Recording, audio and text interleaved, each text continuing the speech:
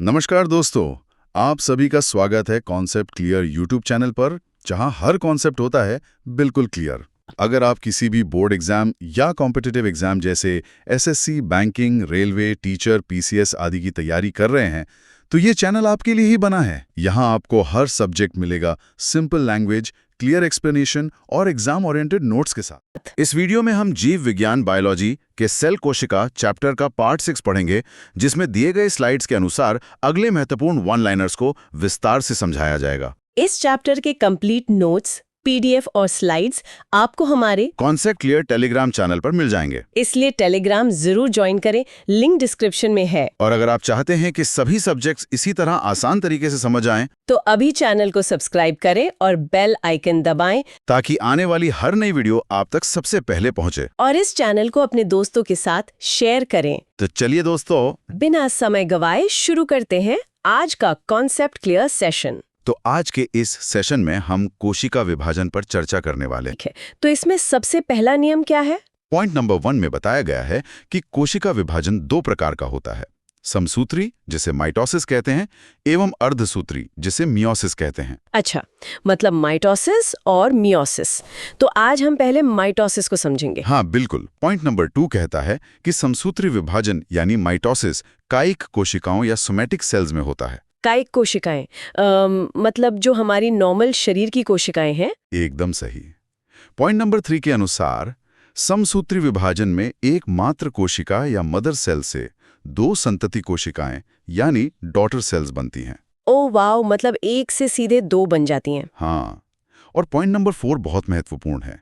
इसमें लिखा है कि समसूत्री विभाजन में गुणसूत्रों यानी क्रोमोसोम्स की संख्या समान रहती है। समान रहती है, मतलब पेरेंट और चाइल्ड सेल दोनों में नंबर बराबर होता है। हाँ बिल्कुल, फोटोकॉपी की तरह। और पॉइंट नंबर 5 हमें बताता है कि समसूत्री विभाजन शरीर की वृद्धि यानी ग्रोथ के लिए आवश्यक है। ये तो बहुत लॉजिकल बात है। अगर हमारा शरीर बढ़ रहा है तो सेम सेल्स की ही जरूरत होगी ना, है ना? बिल्कुल सही कहा आपने। अब हम आते हैं स्लाइड 2 पर, समसूत्री विभाजन के प्रमुख कार्य। अच्छा, तो ग्रोथ के अलावा ये और क्या काम करता है? जैसे चोट लगने पर जो मरम्मत होती है, क्या वो भी यही है? रिपेयर के लिए आवश्यक है। ओह अच्छा, तो घाव भरने का काम यही सेल डिवीजन करता है। हाँ, उसके बाद पॉइंट नंबर 7 है कि समसूत्री विभाजन में कोशिका एक बार विभाजित होती है, सिर्फ एक बार।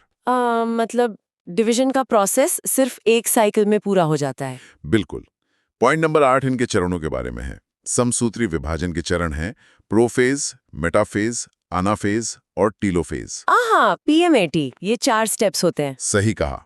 फिर पॉइंट नंबर 9 कहता है कि समसूत्री विभाजन में डीएनए दोहरीकरण यानी डुप्लीकेशन होता है। डुप्लीकेशन मतलब बंटने से पहले डीएनए की एक एक्स्ट्रा कॉपी बनानी पड़ती है ताकि दोनों नए सेल्स को बराबर मिल सके। एकदम सही समझे आप।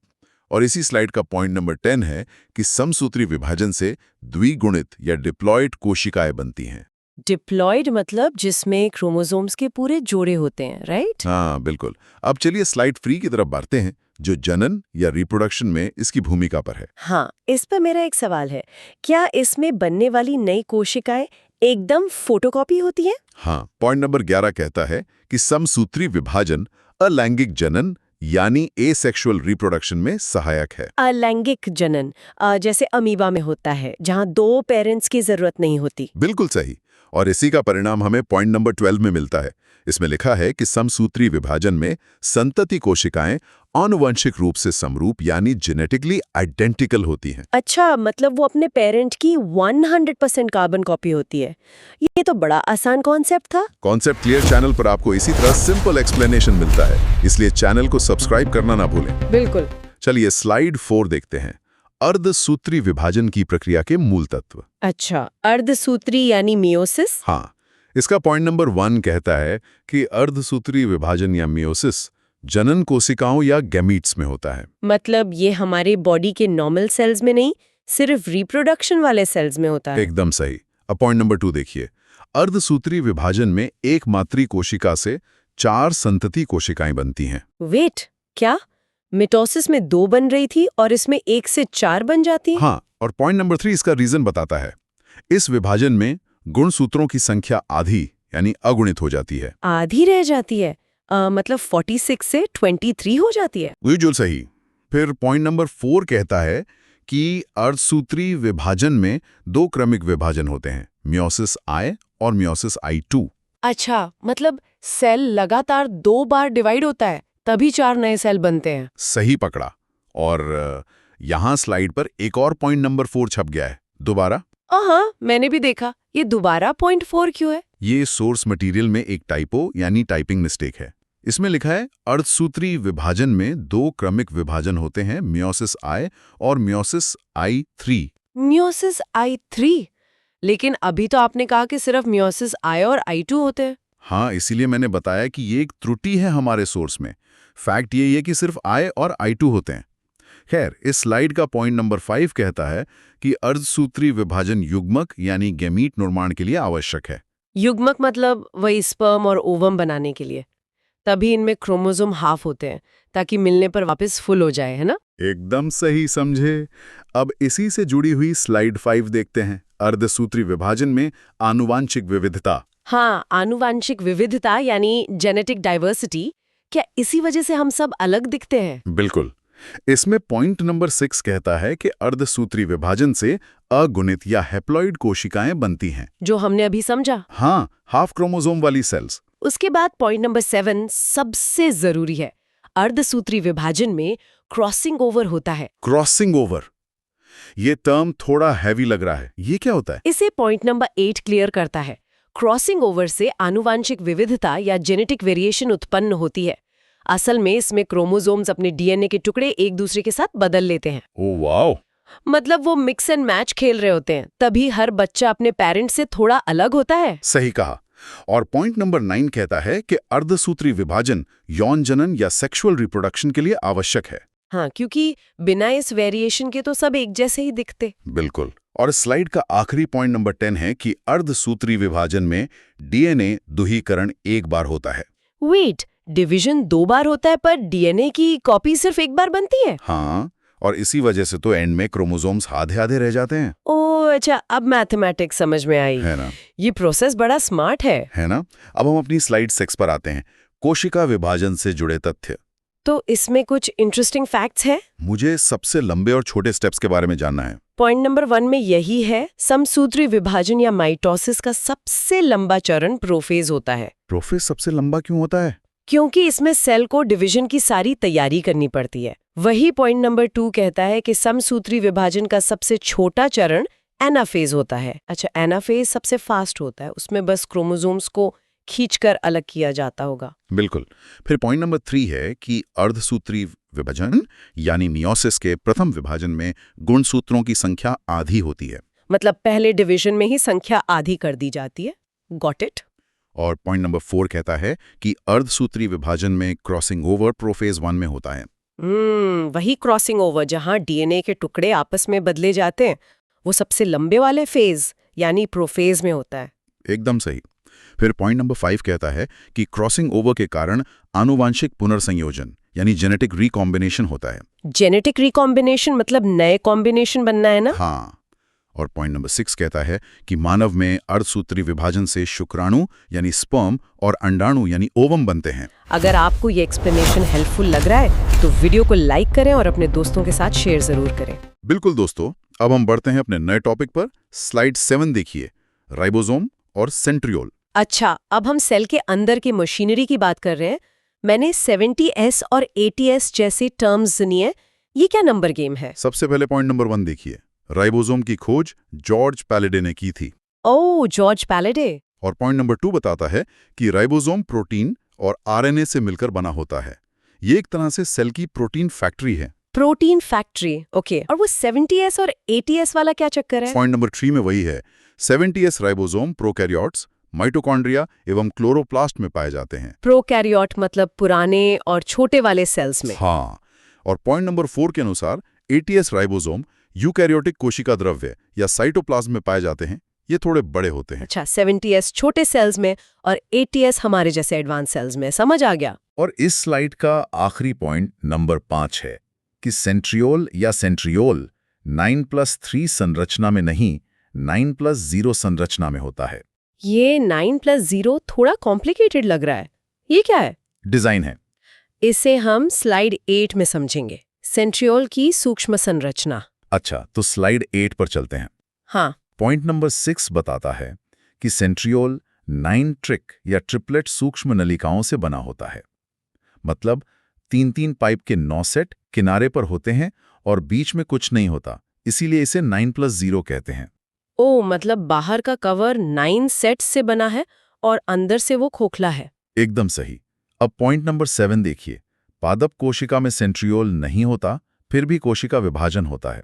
वेट, अगर पेड़ पौधों की कोशिका में ये सेंट्रियोल नहीं है, तो उनमें डिवीजन कैसे होता है? वो बिल्कुल अलग होंगे फिर। हाँ, बिल्कुल। पॉइंट नंबर 8 यही समझाता है कि पादप कोशिका में कोशिका प्लेट या सेल प्लेट से नई कोशिका भित्ति या सेल वॉल बनती है।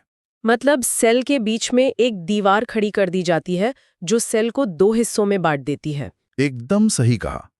जबकि पॉइंट नंबर 9 कहता है कि जंतु कोशिका में विभाजन के समय खांचा या क्लीवेज फरो बनता है। खांचा, जैसे किसी गुब्बारे को बीच से धागे से बांधकर दबा दिया हो। बिल्कुल वैसा ही। जंतु सेल नरम होती है, तो वो अंदर दबकर 2 हो जाती है।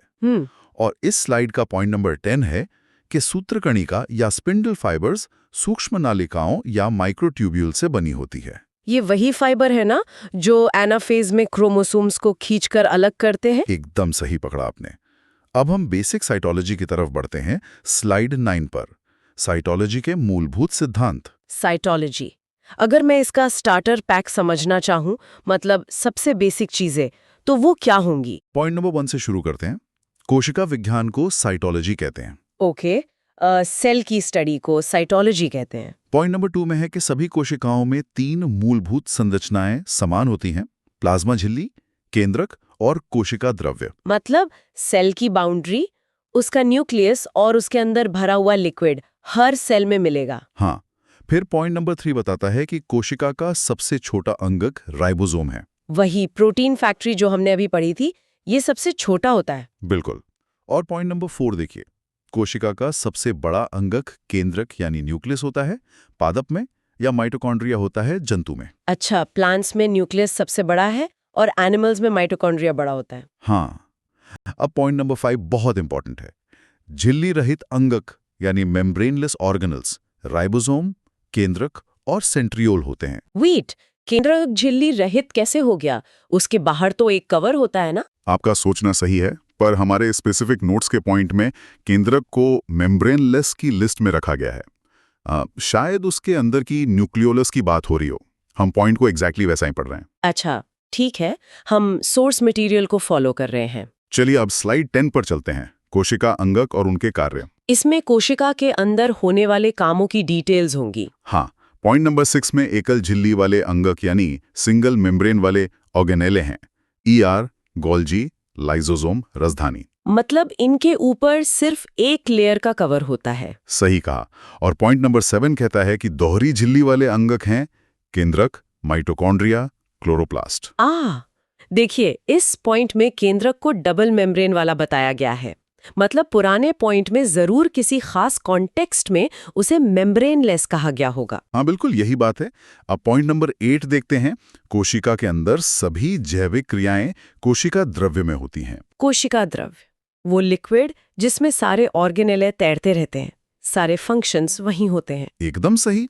और पॉइंट नंबर 9 बताता है कि इस कोशिका द्रव्य का पीएच लगभग 7.0 यानी उदासीन होता है। उदासीन मतलब न्यूट्रल, जैसे पानी होता है। सही पकड़ा। और पॉइंट नंबर 10 है कि अमीबा में भोजन ग्रहण की प्रक्रिया फैगोसाइटोसिस कहलाती है। फैगोसाइटोसिस, वो प्रोसेस जिसमें अमीबा अपने खाने को चारों तरफ से घेर कर निगल लेता है। बिल्कुल वही। अब हम स्लाइड 11 देखते हैं, कोशिकाओं की संख्या और आकार। Number and size. तो अमीबा से शुरू करें। पॉइंट नंबर 11 है कि अमीबा में जल निष्कासन संकुचनशील रसधानी यानी कॉन्ट्रैक्टाइल वैक्यूल द्वारा होता है। मतलब अमीबा के अंदर जो एक्स्ट्रा पानी भर जाता है, ये रसधानी उसे पंप करके बाहर निकाल देती है ताकि वो फटे ना। एकदम करेक्ट। अब पॉइंट नंबर 12 और 13 प्यास के बारे में है।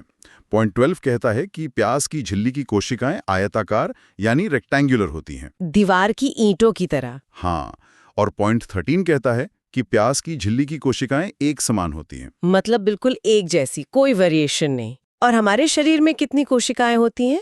पॉइंट नंबर 14 में इसका जवाब है।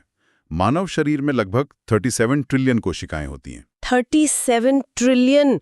माय गुडनेस, ये नंबर तो आसमान के तारे गिनने जैसा लग रहा है। इतनी सारी कोशिकाएं होती हैं हमारे अंदर। हाँ, और पॉइंट नंबर 15 में भी यही बात लिखी है। मानव शरीर में लगभग 37 ट्रिलियन कोशिकाएं होती हैं। अरे, मुझे लगता है ये सोर्स में गलती से रिपीट हो गया है, दोबारा छप गया है। बिल्कुल, ये सोर्स मटेरियल का रेपिटेशन है। लेकिन उसके ठीक नीचे एक और पॉइंट 15 है जो कहता है सबसे लंबी कोशिका तंत्रिका कोशिका या न्यूरॉन है। ओह, न्यूरॉन सबसे लंबा होता है, मतलब जो ब्रेन से लेकर पैर के अंगूठे तक जाता है। एकदम सही। अब हम अपने आखिरी स्लाइड 12 पर आते हैं, कोशिकाओं की विशिष्ट विशेषताएं। ठीक है, इस आखिरी स्लाइड में क्या बताया गया है? आरबीसीज के बारे में? हाँ, पॉइंट नंबर 16 कहता है कि रुधिर की लाल कोशिकाओं या आरबीसी में केंद्रक नहीं होता। मतलब इनमें कंट्रोल रूम ही नहीं होता। और मुझे यहाँ स्लाइड पर पॉइंट 16 भी 2 बार दिख रहा है। सही नोटिस किया। दूसरा पॉइंट 16 भी यही कहता है कि रुधिर की लाल कोशिकाओं या आरबीसी में केंद्रक नहीं होता। ये भी एक रिपीटेड टाइपो है। खैर, टाइपो तो है, पर उसमें केंद्रक होता क्यों नहीं है? क्या फायदा है इसका? इसका रीजन पॉइंट नंबर 17 में है। आरबीसी में केंद्रक ना होने के कारण ये अधिक ऑक्सीजन ले जा सकती हैं। ओ, तो उन्हें अपने अंदर ज्यादा ऑक्सीजन भरने के लिए स्पेस चाहिए होता है, इसलिए वो अपना न्यूक्लियस ही हटा देती हैं। ये तो बड़ा इंटरेस्टिंग सैक्रिफाइस है। बिल्कुल। अब पॉइंट नंबर 18 पर आते हैं। जीवाणु या बैक्टीरिया में केंद्रक नहीं होता, इसलिए यह प्रोकैरियोट्स हैं। प्रोकैरियोट मतलब उनका डीएनए बस वैसे ही बिखरा पड़ा रहता है बिना किसी कवर के। हाँ, और पॉइंट नंबर 19 कहता है कि नीले हरे शैवाल या साइनोबैक्टीरिया प्रकाश संश्लेषण करते हैं, लेकिन प्रोकैरियोट हैं। मतलब ये पौधों की तरह धूप से अपना खाना खुद बनाते हैं, लेकिन होते ये सिंपल बैक्टीरिया ही हैं। एकदम सही समझें। और इस चैप्टर का आखिरी पॉइंट नंबर 20 है कि कवक या फंगाई की कोशिका भित्ति चिटिन से बनी होती है। चिटिन? अच्छा, पौधों की तो सेल्यूलोज से बनती है, पर फंगाई की चिटिन से होती है। मतलब मशरूम वगैरह पौधों से बिल्कुल अलग ही होते हैं। एकदम सही कहा आपने। अरे वाह, 37 ट्रिलियन कोशिकाओं का ये सिस्टम कितना अमेजिंग है। बिल्कुल, और हमने सारे पॉइंट्स कवर कर लिए। ऐसे ही और कॉन्सेप्ट्स को क्लियर करने के लिए कॉन्सेप्ट क्लियर को सब्सक्राइब करना ना भूलें।